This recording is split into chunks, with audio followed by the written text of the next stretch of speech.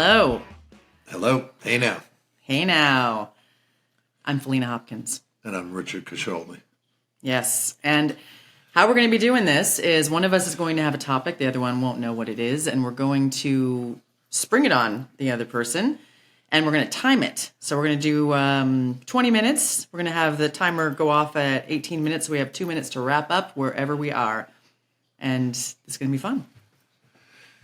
So, all right, let me spring a topic on you. I'm starting the timer. Okay, let me spring a topic on you. Let's see. I'm turning it over so we can't see. Okay. Okay. All right. How about we talk about, the topic will be stay in your own lane. Stay in your own lane. Okay. Staying in your own lane. Staying in your own lane. All right. And what does that mean to you? You know, first of all, what does staying in your own lane mean to you? You know, I mean, yeah, I'll pop it on you. You pop it off. See and then we'll see what you think. Okay, so staying in your own lane. Yeah, what do you think about it? So, means taking care of my business and not getting into somebody else's business. That's what it means for me. Stay in my own lane. It could be a lot of things, but my first thought is, okay, so, gosh, this is how my brain works. I've got the ADD. So I'm thinking, well, are we talking actually literally where I'm driving a car and that, you know, getting mad at somebody and they're like, no, we're not. I'm talking about staying in my own lane, seeing somebody doing something and not telling them how to do it better. That would be staying in my own lane. I'm trying to think if there's an actual example from my life. What about you? Well, I mean, staying in my own lane for me, I use that phrase a lot because I can't tell you how many times people love to give advice. Mm-hmm. I mean, people love to give you advice and tell you how to run your life and your affairs and how you should pay your bills, save your money, what car to buy, whatever. But in my opinion, like, I will take experience. You know, I don't really like the word advice because that word is like, I don't like to tell people what to do. So I don't think necessarily I would give them advice, but I would give them my experience. Mm-hmm. Because there are things that I am well versed in and I have a lot of experience in. And that's what I mean. So when people tell you how to run your affairs, I kind of think to myself, well, okay, let me throw that back at you. Like, how are you taking care of your affairs? Are you saving 10% of every paycheck? Do you have a savings account? Do you have, you know, a home or a goal or a vision of the future? What's your 5-year plan? Because a lot of people that don't have anything going on love to tell you what to do and how to run your shit.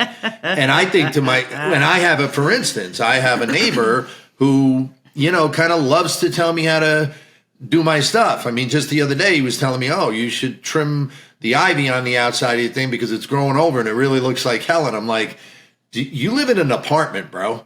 Like, and you're telling me how to maintain my property? And meanwhile, my property is meticulous. I mean, I'm hypervigilant about everything. So make no mistakes. But again, I wouldn't even tell someone how to do something.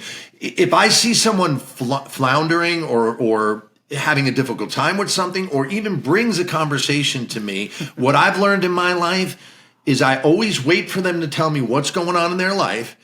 And then I'll ask them, would you like my feedback? And, you know, that's how you do it. Yeah. I mean, if you're not going to stay in your lane, you have to ask permission. Well, of course. Yeah, I know. You know, of course. Yeah. Mm-hmm. I kind of find it a little bit insulting for anyone at any level to automatically think that what they're doing is better than what you're doing. You know, and again, if it's done in an eloquent way where you say to the person, you know, how can I help? Or would you like my experience with this? I happen to know a little bit about this. And you say yes. Well, that's a different ballgame. But to just blatantly, you know, tell somebody, I think that's arrogant. And I think it's a little cocky, you know. So how do you stay in your own lane? The way I stay now I know how you do the retribution for when they come out of theirs. I mean, how do you stay in yours? The way I stay in my own lane is I get up every day and right out of the gate, I journal, I meditate, I read from some, you know, self-help books. and they're really like daily readers, just to give me, what's up for the day, something to think about. And I do that for about an hour and a half, 2 hours. But this is not when you're dealing with somebody else. I'm saying, how do you stay in your own lane when you're working with somebody? Because this is your daily, how do you get your shit together? Which is a whole topic, because this guy's got his shit together, and we got to share that. But if you're like facing with another human being. Okay, so if I had what does that mean? Like, unless that's what that means to you. Is that what staying in your own lane means? I could say it in 4 words. Oh. Mind your own business. Okay. That's how I stay in my fucking lane. I take care of my own shit. I don't get involved with anybody else's stuff. I don't tell people what to do. The way I stay in my own lane is I handle my business. I make sure everything is taken care of. There are responsibilities that you need to take care of, and that comes into it kind of allies itself with what we were just discussing prior to the podcast. Is the difference between motivation and discipline. You can be motivated all you want to do something, like I'm going to start a new job, or I'm going to start exercising. New Year's resolutions, they're bullshit. You can start a New Year's resolution anytime you want, right, and handle your business and get after it. Mm-hmm. But most people think, oh, well, I'll wait for the end of the year, and then I'll stop drinking, I'll stop smoking, I'll stop eating crap, I'll get in shape, So, again. Absolutely. No, that's exactly. Yeah. It's the new year. Yeah. Well, what about today? Today's a new day. Every day is a new day. Every day is a new day. And that brings me back to, again, when I wake up, the way I stay in my own lane is I say to myself, and this is not my quote, this is a quote from Joe Dispenza, who I think is very, I think he's good at what he does. He's a neuroscientist, but he has a podcast, and some of his stuff is brilliant. He comes more from a neuroscience philosophy, but I like it. And one of the phrases that he says, and I picked up, is, if I don't wake up every day with a vision of the future, I'm living in the memories of the past. So that's another way I stay in my own lane, in the sense that a lot of people, as you know, when you run into them and you say, how are you? They can't wait to tell you how shitty they're doing, or what's wrong. My wife, my kid, my job, my this. That's not what I asked you. I asked you, how are you? But we don't even, as a society. Wait, how is that not the answer? If you're asking how are you, how is that not an answer, what they gave you? They're telling you about their life. That's how they are. But I understand that. But what I'm trying to clarify, because I don't get what you're saying. I guess what I'm saying is, in order to handle your stuff and get after your stuff, you can't wallow, like the saying, you're living in the memories of the past. So if you keep complaining about the past, or complaining what's wrong in your life, well, then you're not moving forward, and you're not looking at a vision of the future. Mm-hmm. And I think it does help. A lot of people, frown on journaling or self-help books or whatever, and that's okay. Everyone has their thing. But for me, I feel if you're regimented, if you're disciplined, and you get up every day and you write what it is you want. For instance, let me ask you this right now. Where do you see yourself in 5 years? Stay in your lane, bro. Okay. Stay in your lane. But didn't see it coming, but I came right on it. But I mean, think about it. I ask people this all the time, and they freeze. Where do you see yourself in 5 years? Well, I don't want anybody to ask me that. It's none of their business unless I want to tell them. We might talk about it here. I'm just saying, if somebody randomly asks me that, I don't want to. I mean, what? Why is it? No. You even just said. No, but what I'm saying is in the realm of what we're talking about. We were talking about staying in your own lane, and then you popped over into mine. Well, not really. You kind of did. Hey, what are you doing? What are you doing with your life? Well, no, because I'm not doing anything. I have no plan for 5 years. That's a lie. That's a total lie. Anywho. Hey now. Anywho. Hey now. Again, hey now. My point is, one, I try to just take care of myself and what those needs are, and I try not to give anyone advice or denounce anything that someone's doing. For instance, people come up to you and you ask them how you're doing, whatever, they tell you they're doing something, and you say, well, that's been done before. It might not be that successful. Why are you trying that? Oh, man, I hate why that. not? You know what I mean? Like, yeah. I believe in pumping people up. Strong people pull other people up. They don't knock them down or keep them down. Yeah. And again, that's part of my basis of. I've met some strong people who also knock people down because they're assholes. Well, but that's my point. Okay. You know, a good, authentic, strong person is going to lend you a hand up and say, hey, is there anything I can do to help? Not, oh, that's been done. You shouldn't waste your time.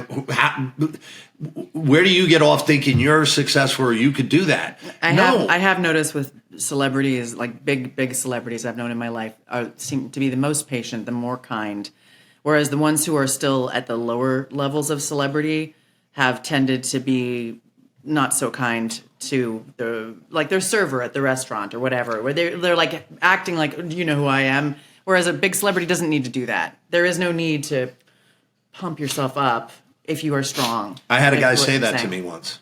Yeah? Oh, do you know who I am? Do you know who I am? Really? Who was it? And don't say. No, I'm not going to say who it was, but he said, do you know who I am? Because he was being a little fucking fresh with me.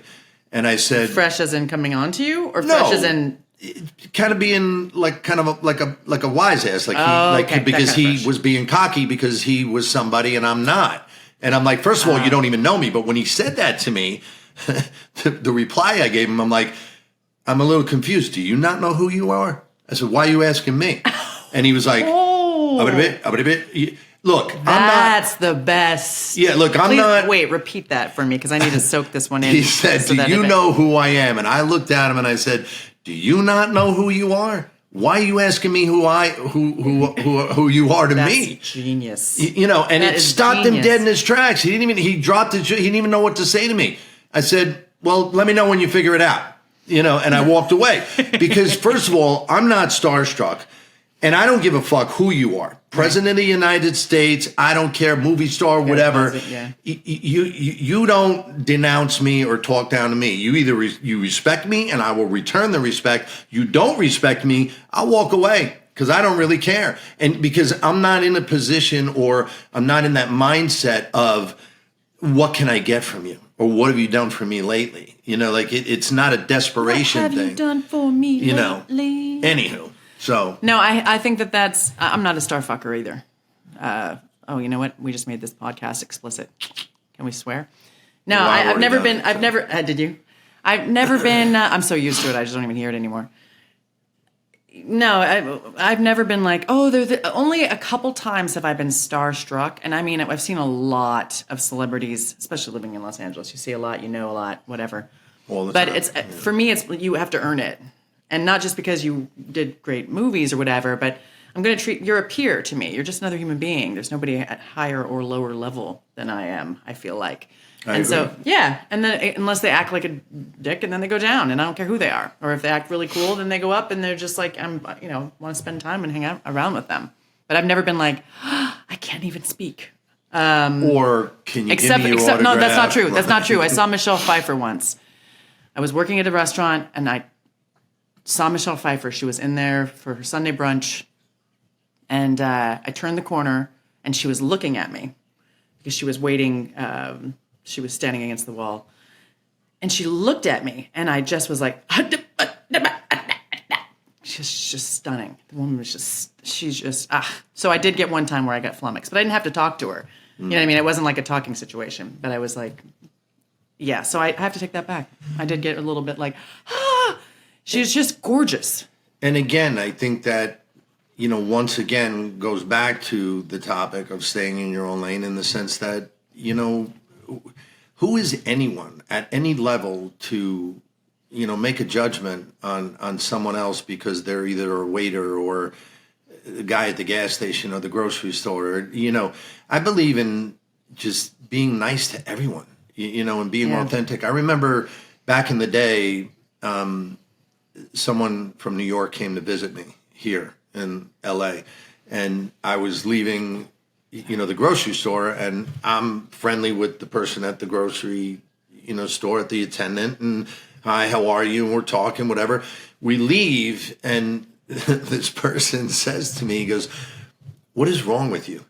And I said, what do you mean by that? And he says, well, why are you even having a conversation with that person? They're beneath you. They're working at the, and I looked at that person. I said, oh no, are you kidding me right now? Seriously. I said, I don't even understand where you're coming from. And again, it's common courtesy, it's common respect, and it's something that I feel is lost in this day and age of just being like, can't you be grateful for where you are and the position that you're in and how you got there? No matter how you got there, whether it is nepotism or you knew somebody or you worked, you made it on your own. It doesn't really matter to me. But have some common courtesy and some respect.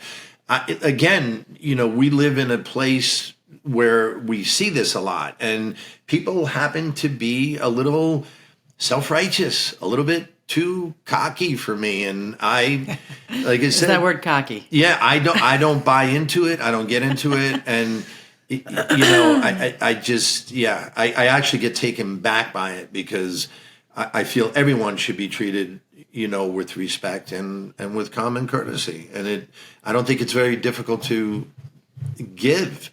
It's something we get to give for free, and there's no cost on it. And think about this. Think about you because of your energy and the way you approach people, even the person at the grocery store. You could have just made their day by just being friendly to them because I'm friendly to every single one of them. Every single person I come into contact with almost all the time. Even sometimes telemarketers, when they call me, I'm like, listen, it's not going to happen. I'm so sorry. But I really appreciate that you're giving it your best shot. It's like, you're calling the wrong person. But no, I've always done that. And my family did that. You talk to somebody when they're like at the register. I always do. I don't care if it's the garbage man, the mailman. Yes. And then I said to this person, you know what? I said, you need to stay in your own lane. You should talk to them because they're helping you out. They're a part of your life. You know what I mean? They're there every morning. It's like you sit there and you go, why would I not say hello to them? Right. Why would I not say hello? What's the big deal? When I was living in, pretty much everywhere I've lived, but especially New York, and then in Seattle and stuff, and here at the place I go for my coffee, I know their names. They know me. Hey, Faleena. I walk in. Hey, Faleena. Sometimes they're like, no, that's on us today. And never because I would ever have expected it, but we became friends. It's like I know them. The guy who at the place I'm at, the landlord pays for landscaping. First thing I did, hi, what's your name? Oh, such a great job, because he does do a great job. And now he's always like, hi, oh, is this too loud for you? And he's super nice because it's like I'm treating him just obviously like a human because he is one. It's like, why not make friends with these people because they're surrounding us? And then I come outside and he has a smile for me. And you have the garbage truck guy, hey, oh, is the car in the way? No problem at all. Oh, hey, we noticed this. And then they're looking out for you as well. And you're not doing it because of that, but that's what happens. You start looking out for each other, your community. Well, right. And that comes... I always know my neighbors. I always know my neighbors' names. I always wave to them. Sometimes I've had them over and we become close friends. I've had people talk about that too. They're like, why do you know all... I don't know any of my neighbors and I've lived there 10 years. I'm like, well, why not? Why? That's on you. Why not? Yeah, why not? Well, again, it comes back to common courtesy. If you're not a courteous person, if you can't come outside of yourself to say hello to somebody, we got 2 minutes to wrap it up. 2 minutes to wrap it up. All right, so 2 minutes to wrap it up. So let's get back to the subject. Staying in your own lane. Okay, 2 minutes. Here's another thing about that is that I say to people when anyone starts taking my inventory and telling me how to do something or how I should dress or wear my hair or whatever, I look at them, I let them finish, and then I say to them, I'm sorry, excuse me, but are you paying my bills? And they're like, I don't even know what you're talking about. I go, exactly. I go, so you don't get to take my inventory, tell me how to dress, how to cut my hair, what to eat, how to mow my lawn, if you're not paying for it. If you're paying the service, okay. But again, then that goes back to being self-sufficient through your own contributions. If you want to be a successful person, you stay in your own lane, you get up every day, you get after your stuff, and you handle your business, no matter what that looks like. Don't be worrying about what the grass looks like in the neighbor's yard. It doesn't matter. We all compare ourselves, right, to other people and everything. But if you do, like what the topic is, stay in your own lane and get after you, you're going to eventually get there, and you're going to be successful in your own right, whatever that looks like to you. So, Yeah. I don't know if I have anything to wrap up staying in your own lane. I guess maybe for another day is that the idea is when you have to step out of your lane. Like say you have somebody who's really not tending to their yard and you're dealing with lowering the property value for everybody because this place looks like it's a haunted house. Yeah, And there's somebody out there actually like hanging from a tree, going, da, da, da, da, da. You're like, you're not good for our property value. How do you go and talk to people? We'll talk about that maybe another time. Yeah. Yeah. I mean, that's a whole nother subject. That's what I'm saying. I kind of want to know about that a little bit because there are some times when you have to step over and say, hey, this is impacting me. But So even- this is impacting my lane. That's what it is. Well, right. You're merging. You're merging into my lane and you're devaluing my property. So you handle your business, bro. You're merging. Yeah. All right. That's it. That's it for today. That's it for today. Thank you for joining us. And this was our first one we did this. So you just watched the beginning. The beginning of our new adventure. What? Nice. Yes. What the what? What the what? Leave end session for all.